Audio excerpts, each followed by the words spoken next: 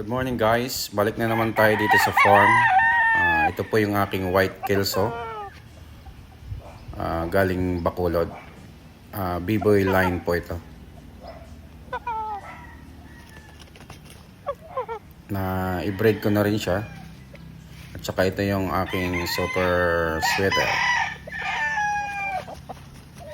Sa ngayon hindi may labang kasi lugon.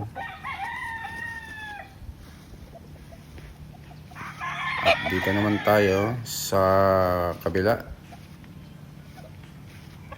Ito yung aking Calidome from Antonio Borboran.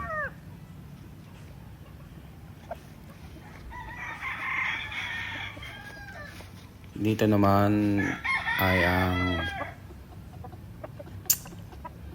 yellow-legged hats.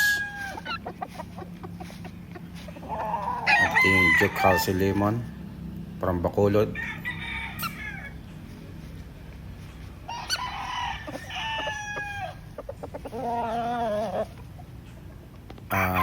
Ito naman ay yellow-legged hats din. At ito yung ating 2 times winner na Jack Halsey Gray from Bacolod. At dito naman tayo banda sa likod. Ito yung aking leopard hats from Antonio Borboran. Ito naman yung aking Melsems Black.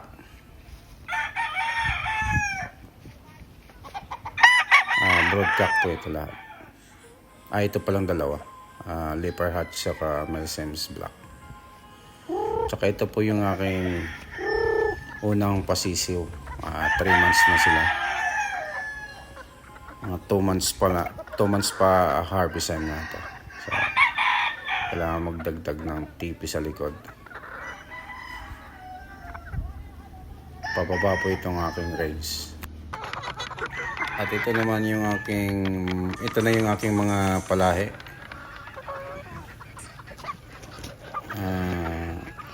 Ito yung meron ditong golden boy, 2 golden boy,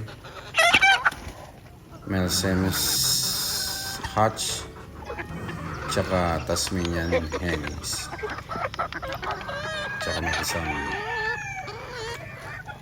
Elcano Grace cross sa golden boy. At sa kabila yun ang aking mga inahin.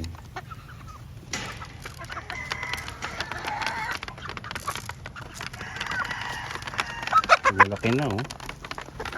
Thank you guys. Sunod papakita ko naman ang aking mga inahin. Salamat.